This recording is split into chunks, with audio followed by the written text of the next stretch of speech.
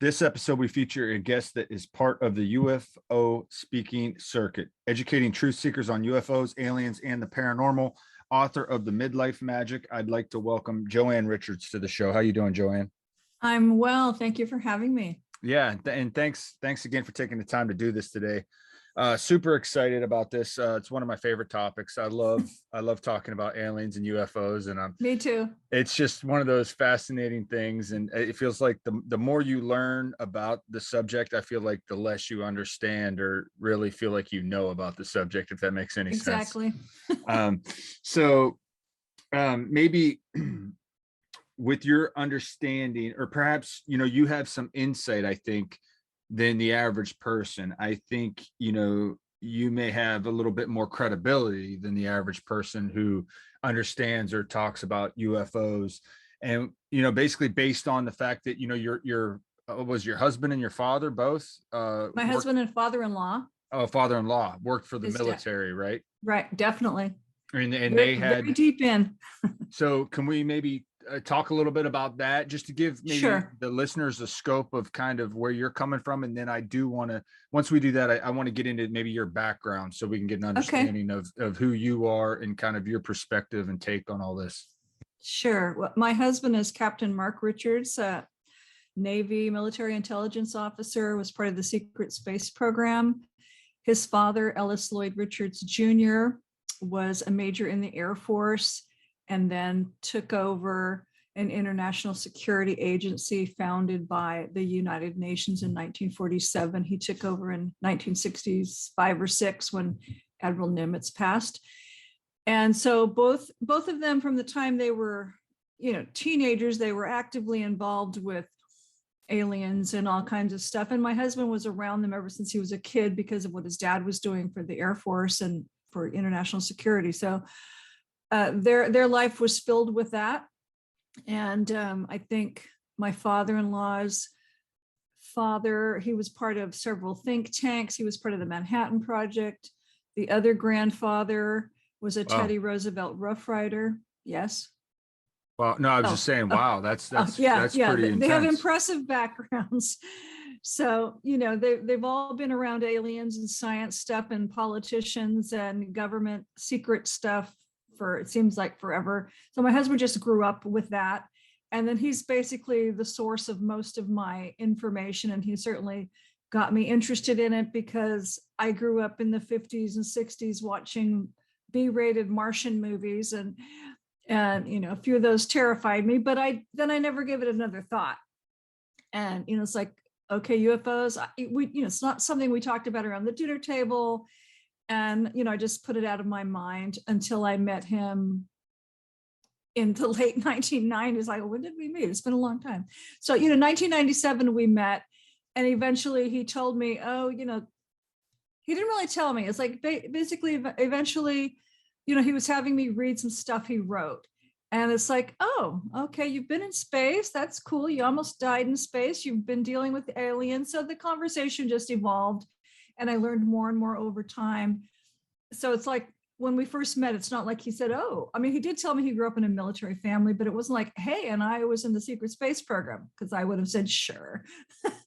And I don't even know what that is at that point. But, so he took his time telling me, and he's provided lots of information about on-Earth missions, off-planet missions, what it's like to be in space, different alien species, different missions he's been on, and just all kinds of fascinating material that I love. And, he had me go to a conference in 2004, and I listened to all these speakers and go, wow, this is fascinating.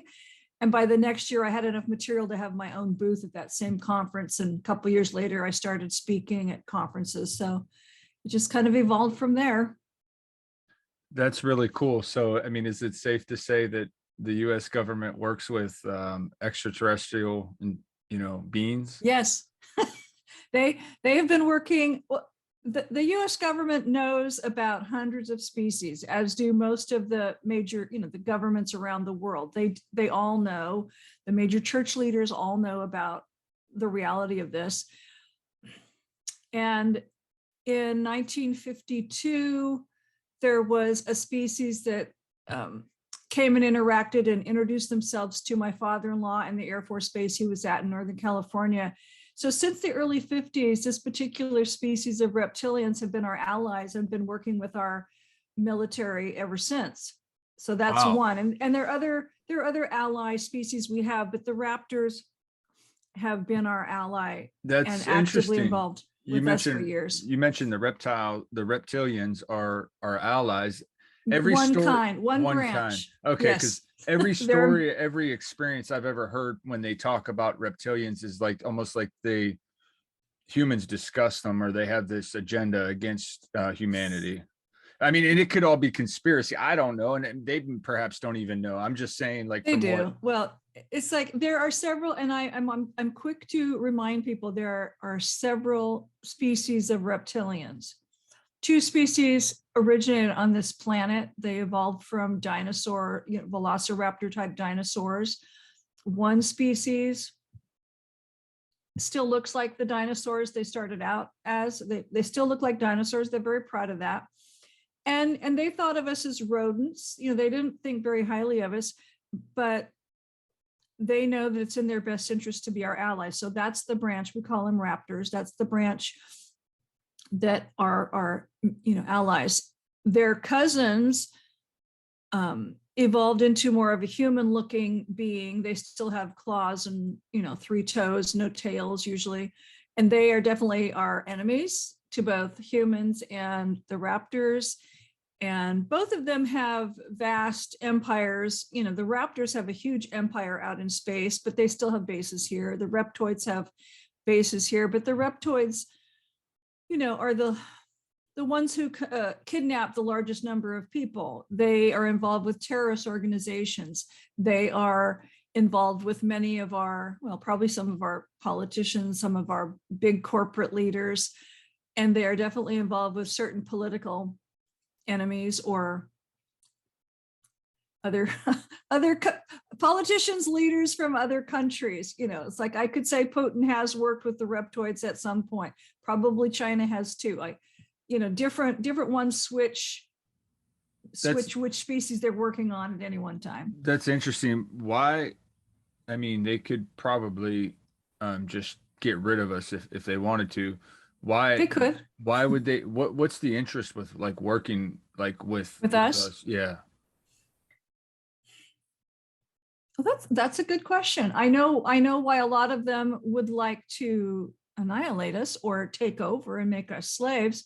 But I think I think the Empress and the current Empress and probably the past Empress, especially the one that was Empress in the 50s, they just looked at their timelines and knew it was a good idea because this is their home world and they don't necessarily want to all be here because of the empire they have in space, but they certainly want the Earth well taken care of. So we haven't really done a good job with that. But they love the planet, but I think they don't mind us terribly being here, but they are unhappy that we mess up our planet. But they're not interested. The raptors are not interested in annihilating us, and they're very intelligent beings. So they don't mind, they're far more advanced than we are. And most of the time, they probably do not see us as their equals, but they certainly don't mind working with us generally. And especially if we're trying to better the planet, better humanity, and working towards like open disclosure so that they can come back here and be open. I mean, they do come back, they are here, but so that they can have open communications and open doings with us. So there's a lot of species who would like to be our friends openly here and do business with us or just interact with us, I got a question for you. Do you know if they potentially like walk among us? Because I've heard encounters and stories of people that say that maybe they interact with a human, but that person seems off, or even maybe their eyes will shift or change in conversation, or if they get upset about something. And what's your take on that? It's very easy to mistake some of the humanoid looking the humanoid type species for just regular humans. Most of them are taller than us. From what I've been told, most of them are taller. They often have blonde hair, blue eyes. That's why a lot of them are called Nordics. But generally speaking, I would think if you saw some really tall humans and they look Nordic, they might not be from this planet. But yes, there are some species who have the ability to appear human, whether they're human underneath or not. Did you ever watch the TV series V? Yeah, I'm familiar with it. Okay, well, they could look like a human if they wanted to, but underneath they were certainly a reptilian. So there are different species, and I don't quote me, I don't know which ones can do what, but there are certain species that can appear to be human if that's how you need to see them, whether they're trying to deceive you or not, or whether it's just easier for you to see them as a human versus you might be scared to death if you saw a dinosaur. But I don't know that the raptors do that, but there are species who can change their appearance so that they look human. And I have no doubt that there's certain alien species, whether they're a reptilian hiding as a human or if they're a humanoid alien. I'm sure that some of them have infiltrated our government in probably most countries, but definitely our country.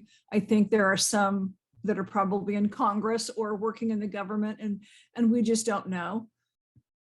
So yeah, but I mean, and not could all buy into that. and I mean, I've known one or two people who, I don't know if you want to call them a walk-in or a hybrid, but definitely, they chose to take, I mean, they're fully aware of their, I know one in particular who's the sweetest reptilian ever, and she chose to be on this planet at this time as a human.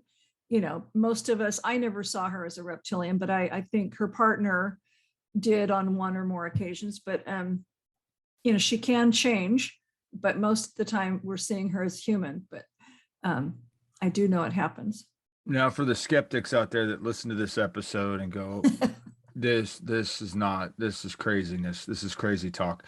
Where do you gather your information from? Obviously, it's from research and probably stories you've heard from the people that in the military. But is that like kind of where you're gathering this information and this knowledge on? Because you have like a knowing of kind of things that it sounds like to me a lot of people, even UFO people that I've talked to, don't necessarily know. Right. And part of that is because I have a knowing. Intuitively, I know I'm on the right track, but yes, I know I sound crazy probably half the time, but I get most of my information. I've been to a lot of conferences, so I do listen to what the other researchers are talking about, and I have a whole bunch of books. But I never really I didn't really read those until I met my husband. He got me interested in the thing. So most of my information comes from his relaying to me what he's been involved with, what his dad's been involved with. He's put together several reports. Some of the reports I have on the website is very, not generic, very technical. Like what's the NRO, or what are these different spacecraft, or what's the NSA? But he's also written very extensive reports on some of their military missions on and off the planet. And I have to say, and again, people might think I'm crazy, I never met his dad when he was alive because he died right before Mark and I met, but I've talked to his dad many times, and he's given me extra information than Mark hasn't given me. So I've got it coming from the other side. Plus, when I speak and when I've been different places, his dad is right there with me. I know it's him. He's told me it's him. I've had psychics see him.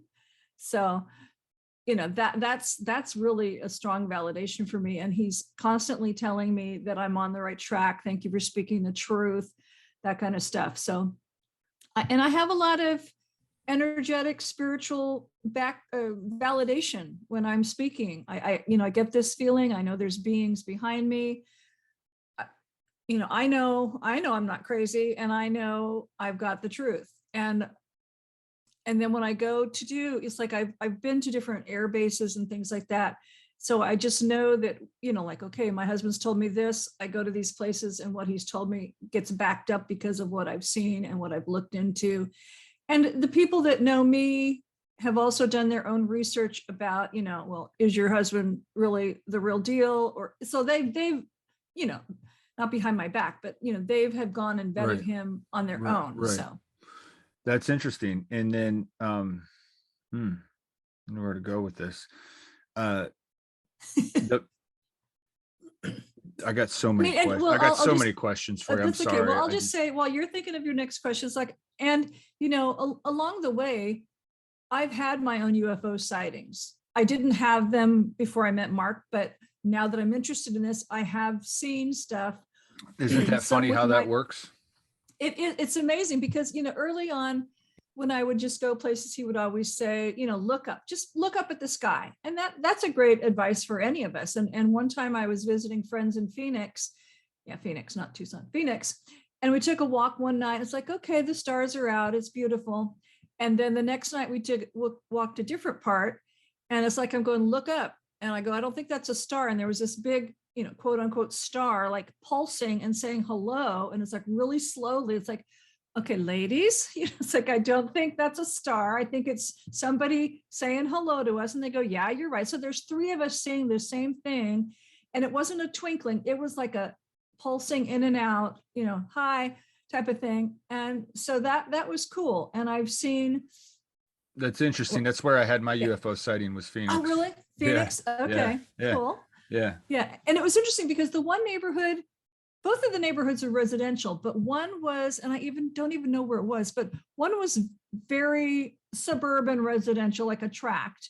And the other was more, it was bigger houses. There was like a horse path was the sidewalk. It wasn't even a sidewalk. It was gravel. So you could ride your horse along this sidewalk next to the, where the street was. So that was cool. And the houses were farther back from the road. So it was a nicer neighborhood, even though both neighborhoods were nice, and that's where we saw it.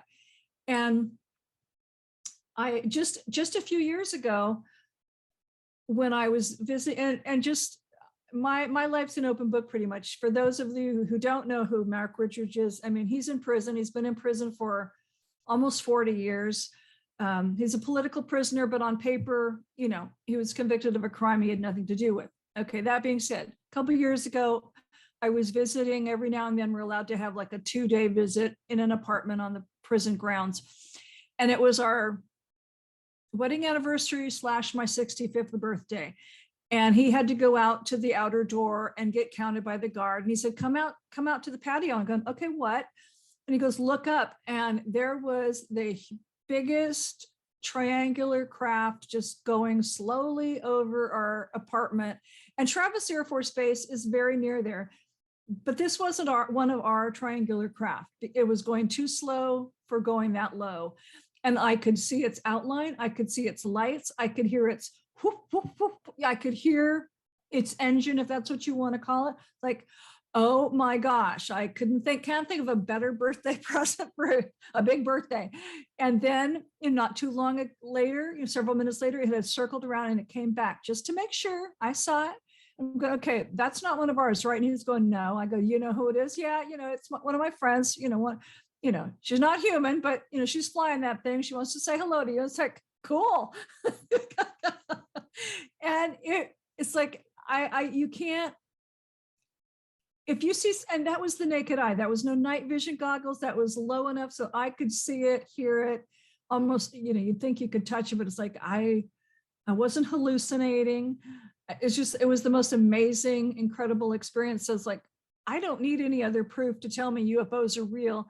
And that one's not flying itself. So something's on there flying it. That's fascinating. Yeah. Now, and that was like, okay. And for those of you who don't know where Travis Air Force Base, it's Fairfield, California. So it's near Sacramento, near Davis and Sacramento. that's interesting. I think a lot of UFO sightings are generally oftentimes by Air Force bases or near, military places. I know my sighting was actually by Luke Air Force Base. Okay. In Arizona. And so with everything you've mentioned, your thoughts on the Palladians, and I know that people have mentioned it potentially, even if whether it was them or somebody else, that maybe we were perhaps seated here on Earth, and that there's even ancient civilizations that refer to the star people as coming down and being like kind of like our creators. Okay. I'm gonna back up just a little bit. It's like I basically grew up Mormon. So you have the traditional Christian theory about creation. Okay, well, that's obviously been blown out of the water for me when I've started learning about all this stuff, and talking to Mark, who's he's a quantum physicist as well as a historian. So it's like, once you learn more about science and stuff, it's like, okay, well, I don't think the God created Earth in 7 days thing works for me anymore. That being said, I know there's a lot of species who say they created us and that they should be God of this world, et cetera, et cetera. In 1971, there was a conference in Iran, humans, aliens, lots of species, lots of royalty, lots of bigwig names. And it was another treaty conference. We'd had one 10 years before that. And before the conference, one of our ally species, a lovely panther cat species, who are scientists and archaeologists, one named Contessa Leona, her job was to go to Earth and research some of these theories, because there were like 9 species who were saying they created us and they should take over and be master of the Earth. And so she kept, she was an archaeologist, and she went and studied and did all these digs to try and find evidence of, well, did that really happen? And number one, her conclusion was that no, none of those species, no one species created us, but there several species have helped enhance us so that we could thrive here on the planet. So I like that theory.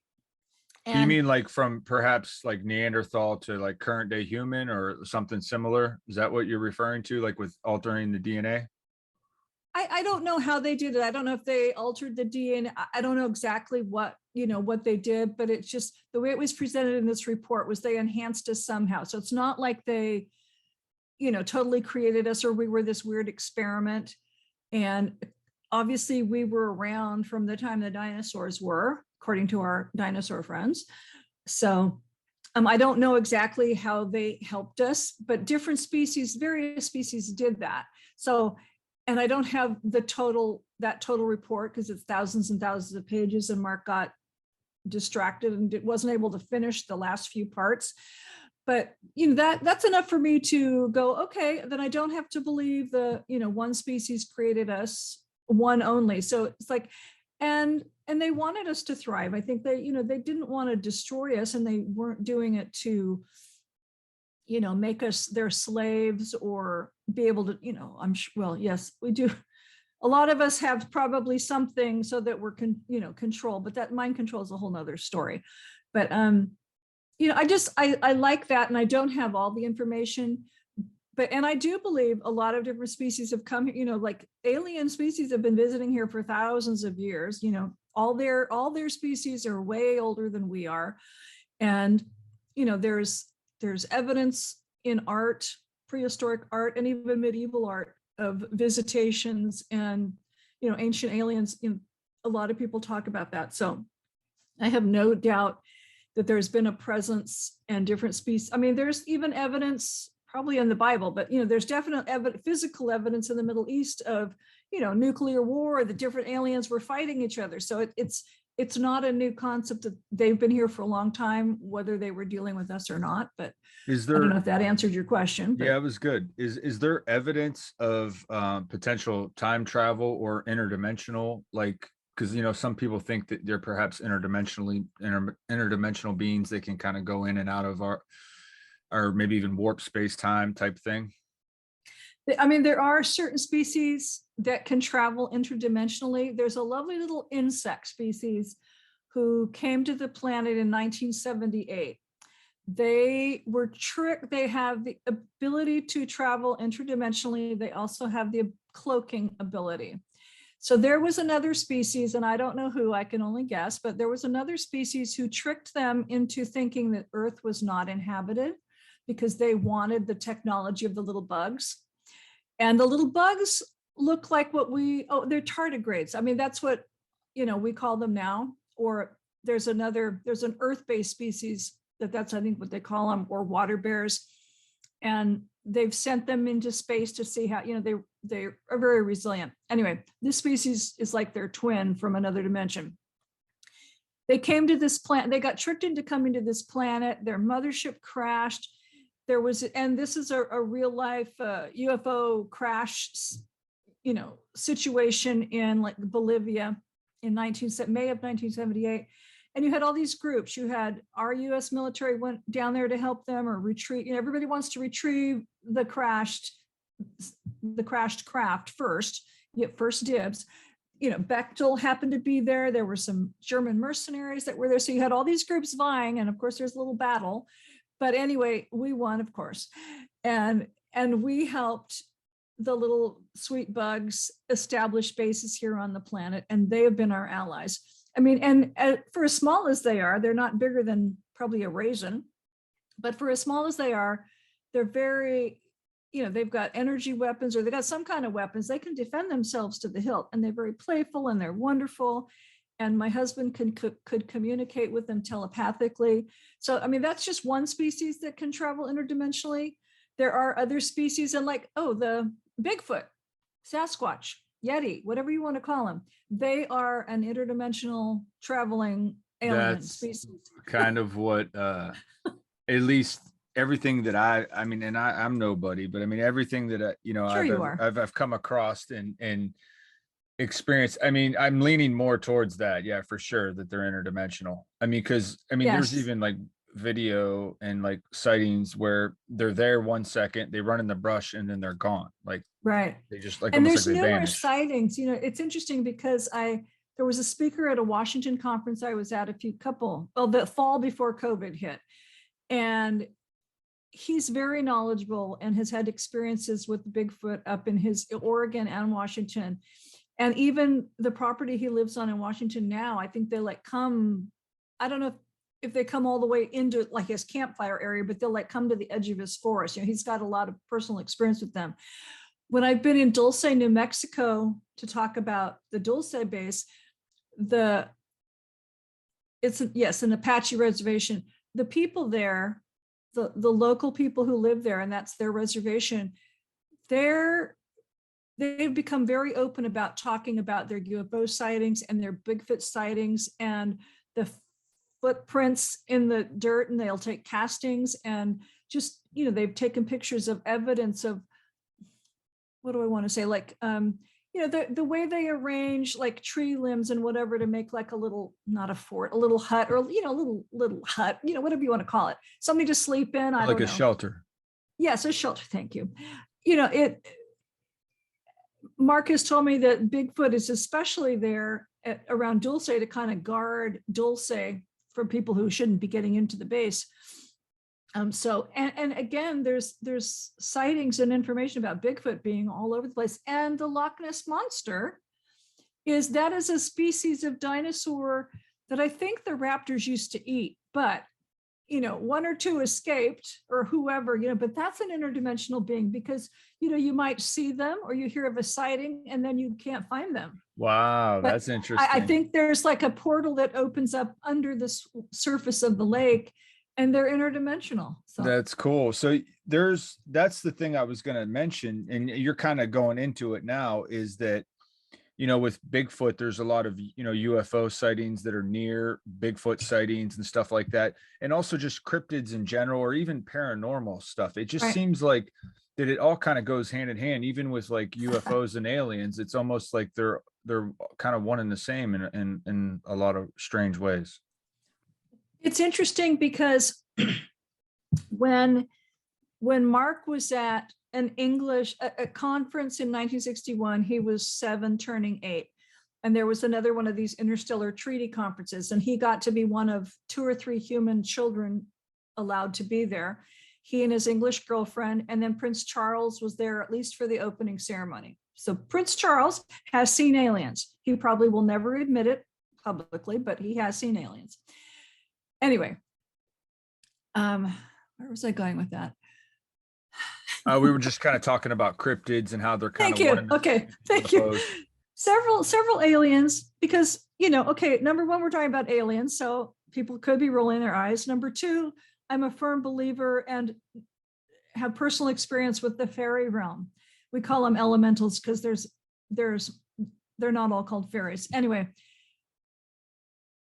the fairies, the elementals have the ability to translate languages. So alien species coming from space come with their elementals, the ones on Earth. It's like, so that was something that was fascinating for me to learn and understand. Number one, both the humans and the aliens have elementals, and they were helping, besides the grays that were used to help translate for different species, the fairies or the elementals were used to translate spirit, for other species. If you could, or you could talk telepathically to another species, and Mark can do that, and he'd also use his elementals. So that's really cool. And then another thing that I was fascinated to learn is many species have their own, sorceresses or witches, and it's like, okay, cool. Now everybody's got elementals, everybody's got witches. I'm in hog heaven. So, and a lot of information that witches know has come down from alien science and things, because witchcraft is just science and understanding natural law. So, it's not necessarily Absolutely. hocus pocus. You just have to understand. You just have to learn how to use it. So I love that they're all connected. So, and oh, that's another point that I love. And I should have pulled it out. I have this wonderful quote by a raptor senator that I always quote when I'm speaking, but he made the point, and the raptors, again, they look like they are dinosaurs. They've got big snout, they've got big sharp teeth, and they will eat you if you irritate them, or they know you're their enemy. If they're your friends, they're not going to, but they are the most spiritual non-human beings that I know. And this just comes through this raptor senator's quote. And he makes the point to say that everything everything is infinite. And whether you have eyes or ears or can talk to each other, everything is connected. So you and I are connected. My cats and I are connected. We're connected with whoever lives out. And that's a good point. Multiverse. And that's what I was going to ask you. That was another question I had for you, was that are these aliens, spiritual beings, much like us, just maybe having an experience in that type of life form or body, kind of like we are? I don't know if all of them have a spirit. I wouldn't say, if they're smart, they're not religious, they're just spiritual. The raptors are very spiritual. They don't worship a god, but they're very zen and spiritual. I guess what I'm getting to, but I do agree with you. At the core of everything, they come from the same place we do. No? Yeah. Consciousness. Right. Yeah. Right. And I don't know that they all practice a certain, I don't know that they all have a spiritual practice. Right. But I have learned that many of them are very spiritual. And there's another one, this giant war beetle who can spout heated plasma towards its enemy and melt them in a second, but they're also very Zen-like. So, it's like, when we need to be, we can defend ourselves to the hilt. We can also be very spiritual beings and just go do a archaeological dig and get along with the cat who's in charge. So, yeah. Why? I mean, if this is all going on, why this big secrecy and not just everybody be out in the open with, aliens and humans? And because I think at this point in our timeline, I think the majority of humans could probably get on board with things. I would hope so. And I think we're coming closer than maybe they thought we would at this point. The government, their public line is, they've always said that they don't think the general population, and the world's pretty big, and not everybody, it's like they figured the majority of people could not handle the truth, and it would just throw them over the edge. They'd jump off a cliff, they would, because this is nothing that they're going to teach from any church pulpit. I was a Mormon for 30 years. You didn't hear this over the pulpit, even though the Mormons helped the military. The Catholics helped the military. The Dalai Lama was a good friend of my father-in-law's. Well, that's a good point too. Perhaps religion loses its grip on humanity. Yes, it loses a huge grip on humanity, but at the same time, it understands and it's very interested in this whole area. So, the Catholics hold on to some of the debris and the artifacts that the military has collected from a crash site. The Mormons have used some of their own military people to go help our military in certain like crash retrieval or debris retrieval situations. So it's fascinating what we don't get to hear about. And it's like, oh, that's a cool thing about the church I never knew, type of thing. And my husband's written about incidences where he's met with somebody from the Vatican archives to, okay, here's what we found, what do you think it is? Or here, can you go put this away in the Vatican archives, type of thing. So it's just amazing. But again, the Catholics have a couple of observatories, so they want to be in the know of who's coming here or what's out there. So. What do you know of the Men in Black? And the people that maybe have a UFO encounter or even a supposed alien abduction, and then people show up. I can tell you what my personal experience has been, and I've also learned Men in Black can be the good guys or the bad guys, and they can be human or they can be alien. And if you've seen any of the Men in Black movies, they're spot on, pretty much. And yes, we do have places on this earth that are like that United Nations for alien species walking in and out. Mark said this particular place in England, it was that. It's not that now, but maybe they have a different site. But I mean, I have been places like the first time I went to speak in England. And this was so funny because this is kind of a joke on the UFO speaking circuit.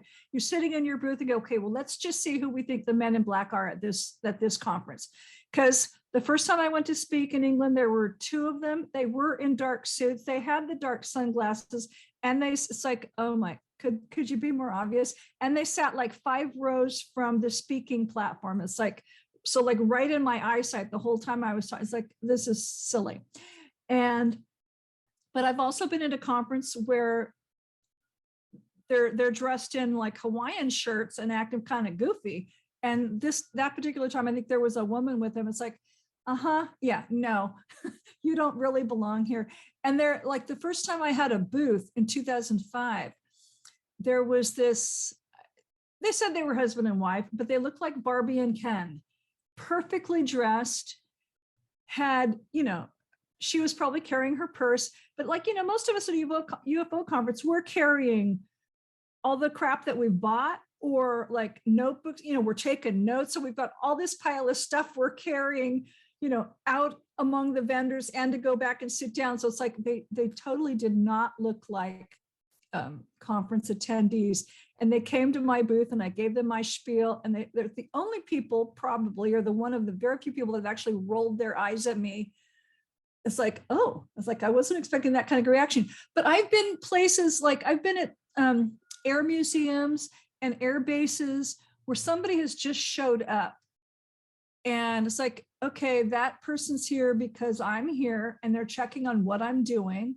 No, he's not in a black suit, but that's when my intuition kicks in. Because like, okay, you're here checking on me and wondering what I'm filming. Or why are you here at this defunct air base, which is now a commercial, business site, and they're doing this museum, and you have to have an appointment to come to the museum, and you're just allowed to show up. I had to make an appointment before I ever got to England, and you're just, oh, I used to serve at this air base. And so it's like, I'm going, yeah, no.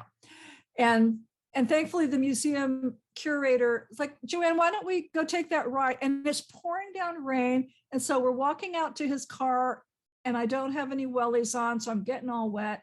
It's like, why don't we go, let me show you the flight line where your husband probably flew into. It's like, okay, let's go, because I don't want to be here in this room with this man anymore. And I was in the Glastonbury tour, which is in the southwest of England, and a very magical city. But you walk up on this hill is the Glastonbury tour, and it's the remnants of, I think, an abbey or some church or castle. I don't know. There's just one round piece still there. But if you've ever been to Glastonbury, you just get how spiritual it is.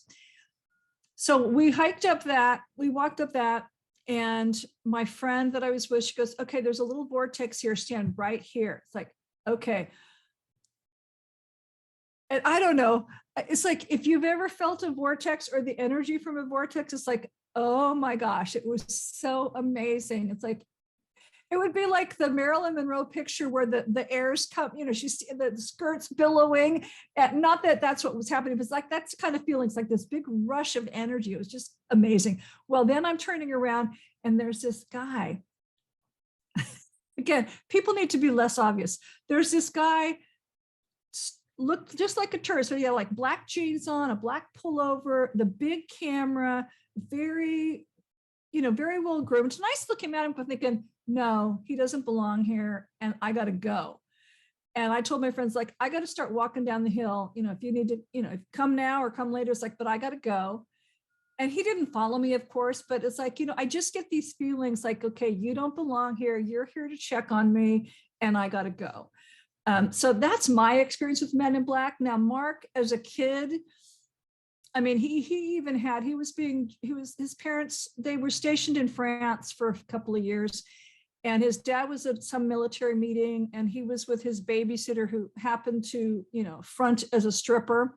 So, he's got this beautiful babysitter who's like 19 or so, whatever, but she's also an agent and she's driving him somewhere and they get ambushed in some alley or small street. And there's Men in Black, and he had actually seen, and they were doing, a little gunfight with them, and before his dad could get there, but he actually saw the face change of one of them for just a second. So he knew, oh, okay, that guy's not human, even though he's got a human face. But for a second, I could see that it wasn't a human. So both of us have had, weird experiences with people who shouldn't be where we are and that kind of stuff. So the Men in Black is a real thing. And they do use those, they do use those flashy things because they have to mind wash you. I mean, they haven't, I haven't had, again, I haven't seen an alien in person, so I haven't had to be mind washed. But, they do have to use that technique on people who have seen too much. So, well, aliens that abduct people do that as well, right? I mean, exactly. There's some kind of memory loss there, in sense of time, they lose time and that kind of thing. There's gaps in time. Now, there's something about that, right? I can't think of the name of the children, the small children that people see, but they're almost human-like. But there's something about, I think, if humans are paying attention, you had mentioned that the guy's face or these people look out of place. There's just the black-eyed children. Yeah, the black-eyed children. There you go. There's something about that like, if a human, I think a human's paying attention, like you can kind of pick up on things to, like, where they do kind of seem out of place, or it's almost unnatural. It's strange. It is strange. I don't think I've ever seen a black-eyed child, but I would run like hell if I did. That sounds terrifying. Sounds terrifying.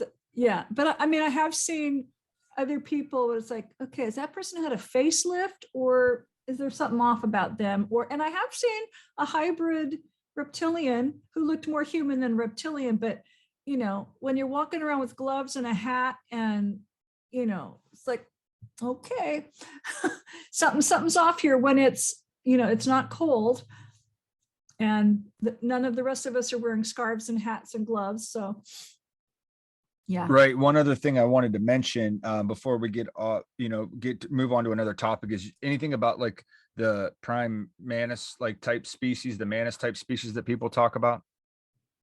Sure. Mark has friends with them. He's friends with several species. He met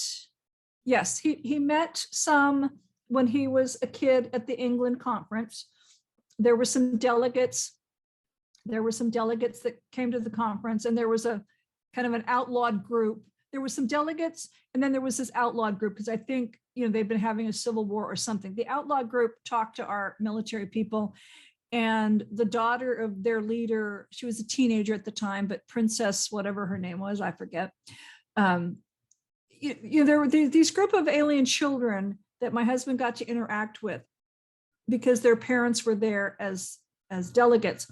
Well, then they were taken either by human, not babysitters, but human chaperones, and even reptilian, it's like alien chaperones. But anyway, they would take them on field trips, so they'd see different parts of southern England to keep the children occupied. And then sometimes they would attend some of the meetings. But anyway, Mark was fascinated with the manted princess. He talks about her face and her, her pincers and her, her face it's got all these moving parts and their eyes. And I think, I don't know that they've always been our ally, but they're certainly our ally now. And maybe they've always been our ally, I'm not sure. But definitely, it's like sometimes they were the raptors' allies, sometimes they weren't, because, some, just like humans, different alien species, sometimes they're friends and sometimes they're not. But the mantas are definitely our allies at this moment. And I don't know what else you want to know about them. No, I was just curious if they were a real thing. I mean, everything I've ever heard about them, it seems as though, like, in these abductions and stuff, that they're kind of running the show.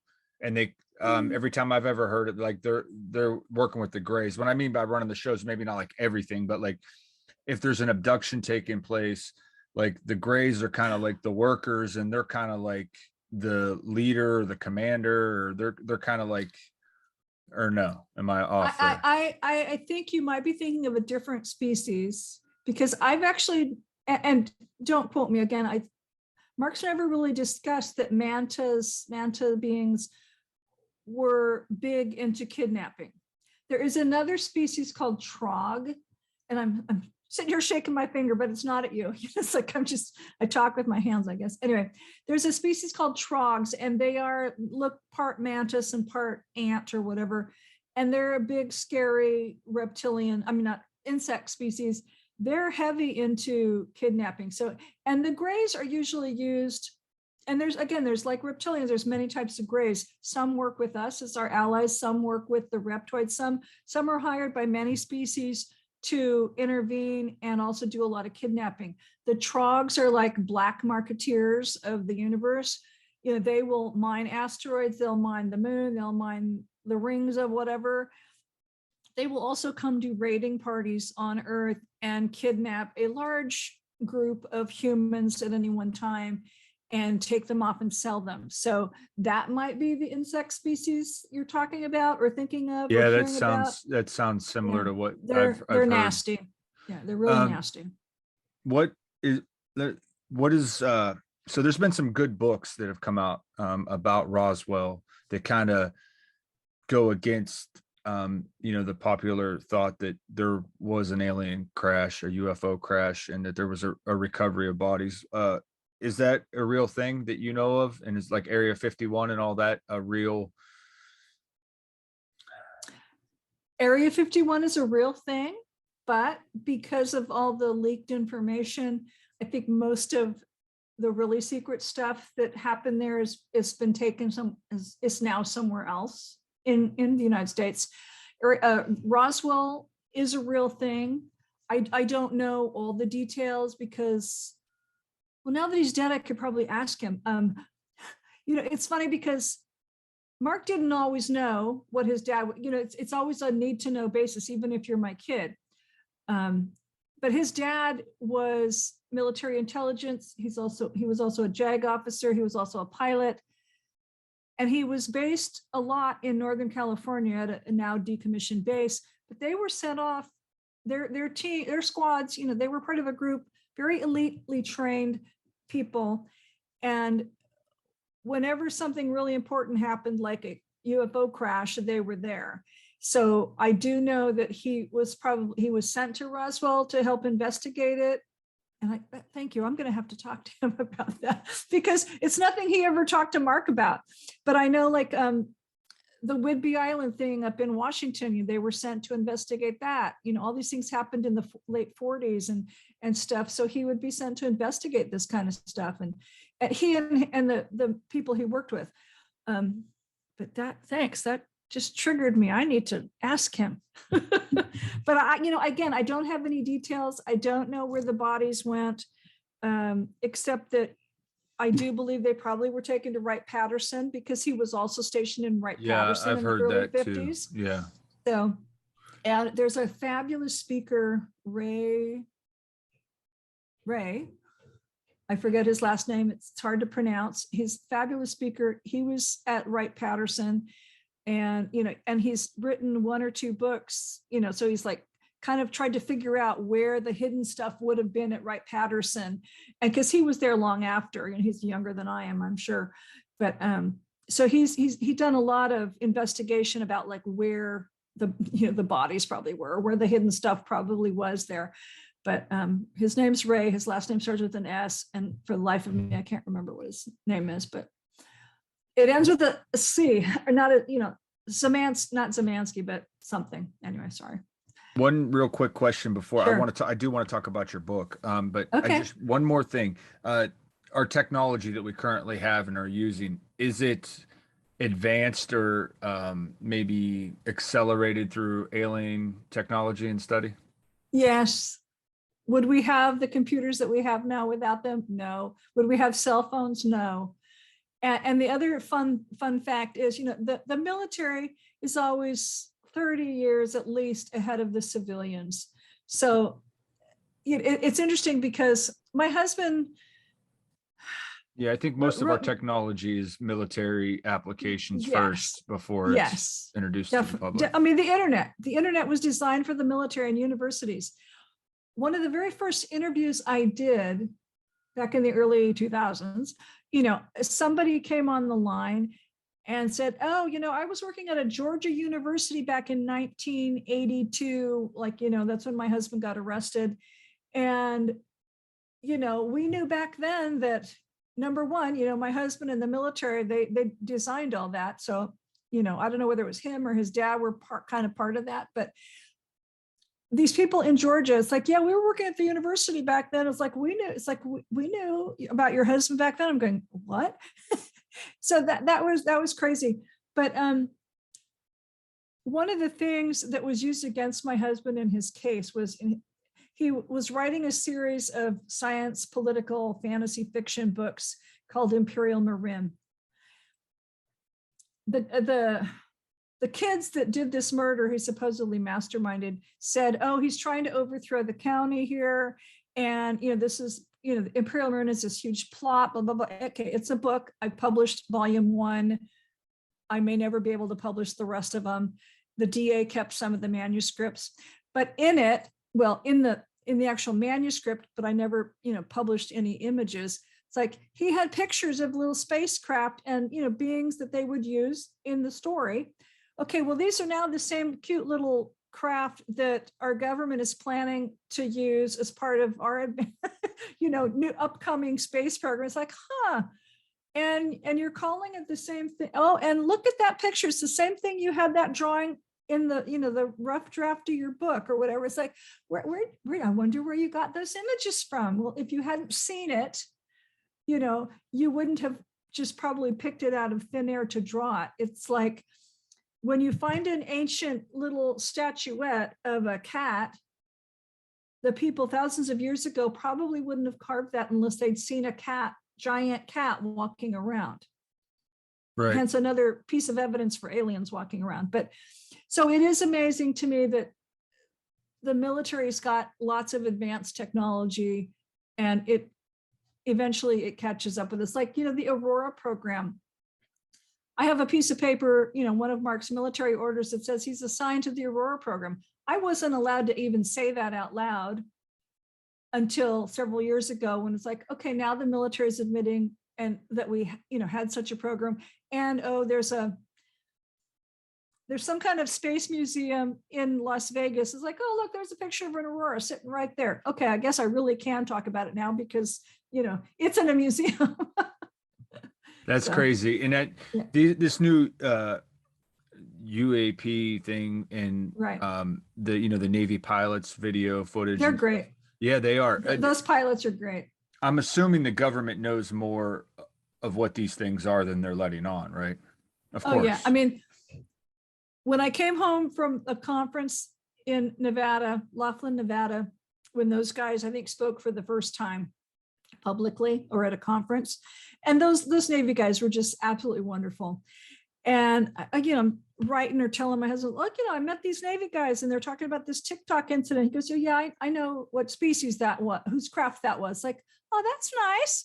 I don't think he told me, and I'm not sure it was the Raptors, but it's like he knew whose craft that was. Like, okay, well, that's cool. Because, and I'm not just tooting his horn or my horn or whatever. It's like, my husband still is a Navy captain. He may be sitting in a prison room, but he is still a Navy captain, maybe honorarily retired or whatever. It's not like I'm getting a pension because he's in prison. He can't have a pension, but he's still in the loop.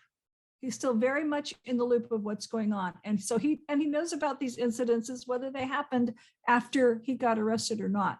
So I just like to keep putting that out there. But yes, that's real. They've changed the name. Now we're supposed to call them UAPs instead of UFOs because some of them come from under the sea. But yeah, that stuff is real.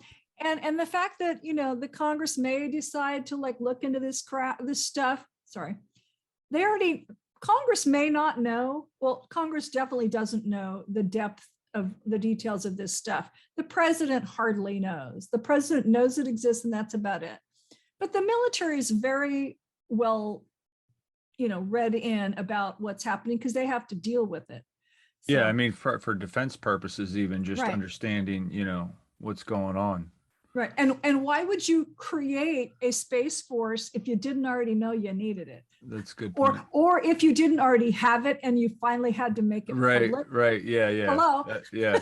That's valid. That's very valid. Yeah. I love that. It's like, anyway, I just love that. All right. So I want to get to your book. Okay.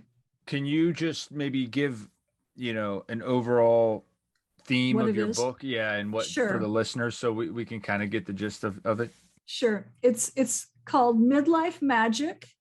And are they going to see video when this is done? Yes, they are. Oh, okay. Well, here is it's right behind me. Duh. It's my it's my background. It's called Midlife Magic. I have a website, dragonhillbooks.net. So it's on there. Mark's 2 fiction books are on there. It's on Amazon, Barnes & Noble, all the usual places. It's an ebook, it's a print book. And in a nutshell, it's like 110 pages. Half of it is about it's my memoir, but it's like my childhood, my 6 crappy marriages, and my current marriage to Mark. So, there's my claim to fame. I've been married almost as many times as Elizabeth Taylor. Most of them were pretty traumatic and crappy and horrible husbands and mean and awful and various types of abuse. Well, then you get into, here's how I met Mark. Here's how I got into UFOs and fairies and witchcraft. Here's what it's like to be, married to somebody in prison in general. And then, how I glommed on, or how it's like, I totally immersed myself in all these cool topics, because it wasn't like he just said, well, believe this because I say so. It's like I had already had paranormal experiences in my past on my own. They just now came forward. It's like, oh yeah, I remember I had those. And then once I started meeting other psychics and getting more into this, and I left the Mormon church. Well, that had a big thing to do with it. So I was now open to being, I could open myself up to thinking about these other things and learning about these other things. So, I mean, I've got a couple of great friends who are psychics, but one that I'm still really good friends with. And when I'm with her in England, or on a couple of occasions when she's come here, there's ghosts everywhere. So, that's a huge part. And, I have my own experiences with the elemental realm and the magic realm and, again, the UFO realm. So it's just kind of a new so the book is kind of like in half, but if I hadn't had the bad marriages, I wouldn't have met Mark. And I don't know that's kind of weird how that happened anyway, but it led me up to meeting him. And then I got you know, I took the leap of faith and started learning more about these cool topics.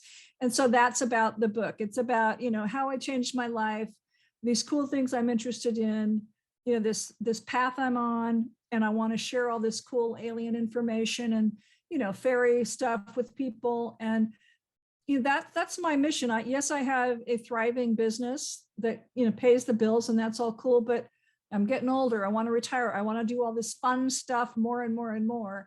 And I want to share that with people. So that's what it's about. And it, you know, it shows people that, you know, you can use your intuition and you can change your life, and you're not too old to do these kind of things. And, you know, you're not too old to believe in UFOs and, you know, whatever it is. So that's what the book's about. Perhaps some synchronicities to how you got on this path can be found in that book, huh? Exactly. So, I mean, if you need somebody to commiserate about your crappy marriages, I'm there. If you want to talk about UFOs and aliens, I'm there. That's awesome. That's awesome. Yeah. So Preston Dennett has Oh, I love him. yeah. He presents a lot of great evidence He of does. aliens that are perhaps healing people or raising people's spiritual awareness That's a during good some of talk. He these does. abductions Yes. and stuff. Yes. Have you heard of any of this kind of stuff? And you know, what's your take on that?